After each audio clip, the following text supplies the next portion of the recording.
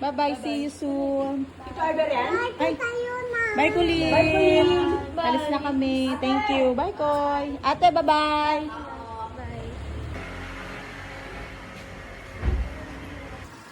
Gamit na agad yung ano. Hermes Romel.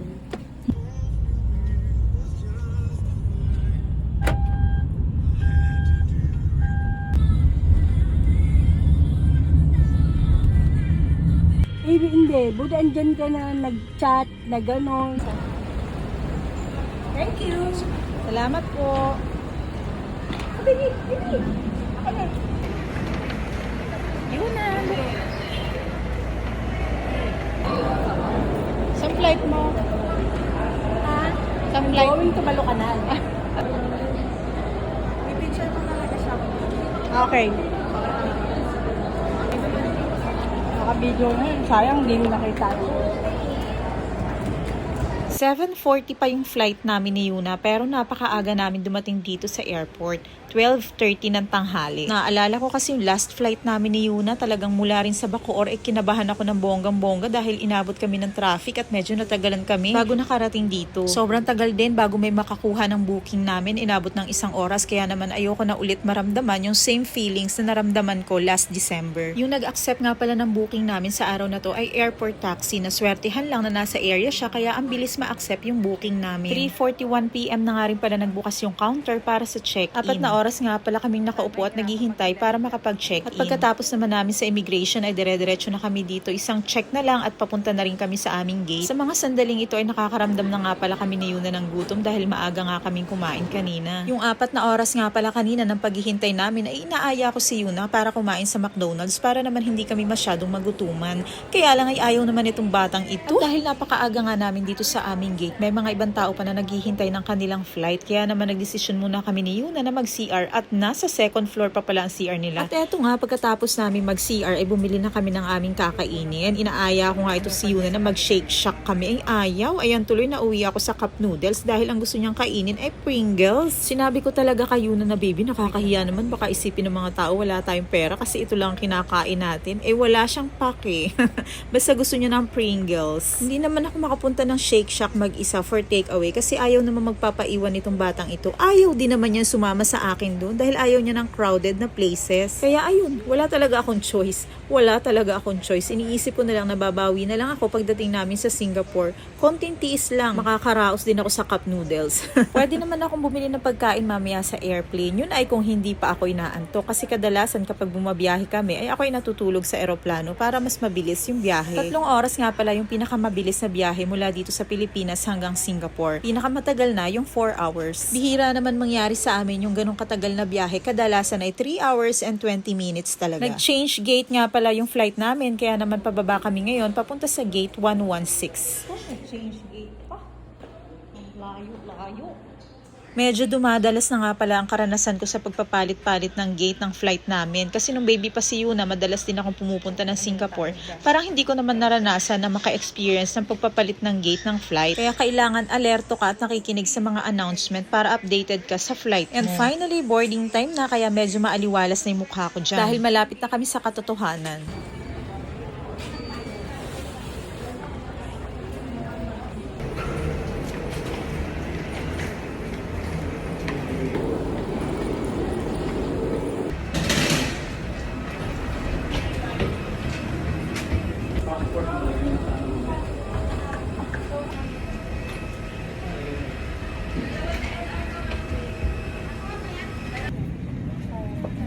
Yun na.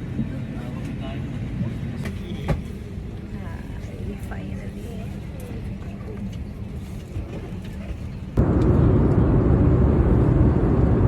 Your seatbelts. Ensure tray tables are secured. Window shades should be drawn up. Portable electronic devices are in flight safe mode. Charging of portable electronic devices are not allowed during landing and taxi on arrival until seatbelt sign is switched off.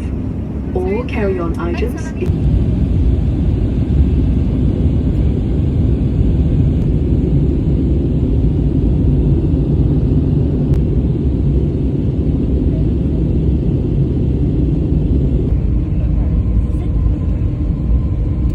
Sa wakas, nakarating din kami ng Singapore ng ligtas. Hay, salamat. Maya-maya na lang ay makakapagpahinga na ako. Mauuna nga pala sa pagsundo si Mama at si Papa dahil si Daddy ay manggagaling pa sa work. Hindi kasi siya nag-request ng leave sa araw na to. Pero okay lang dahil day off naman niya bukas. Kaya makakapag-spend time kami whole day.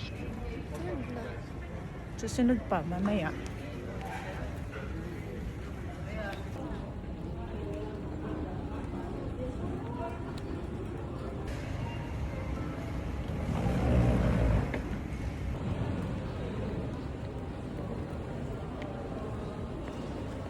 Simula ng electronic gate na yung nasa immigration, napakabilis na lamang ngayon ang proseso ng pagpasok. Hindi katulad noon, sobrang haba talaga ng pila at eto na nga kukunin na namin yung luggage namin. 10 kg lang naman yung dala namin, yung isang luggage ay punong-puno ng yarns. At yung isa ay karagdagang gamit namin ni Yuna. Marami naman kami mga damit na iniwan dito nung nakaraan. Para nga hindi na kami mahirapan ni Yuna tuwing babiyahe. And finally, ayan na si Daddy.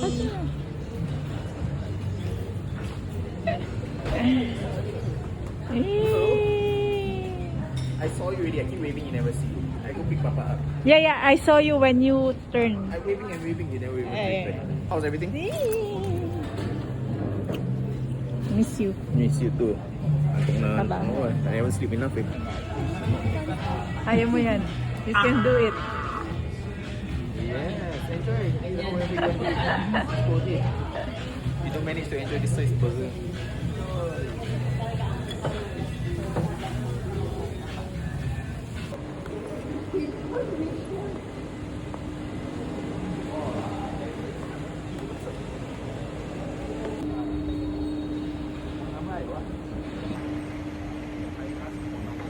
Ay, gagawin ko pala. You want to see the fire how big? Everybody waiting for their Grab. It's all still out there. 2 minutes Grab, they cannot leave. It's 2 minute distance, but not 2 minutes on arrival. Your Grab driver is... Ay, bakit nakasunod ito? O yun.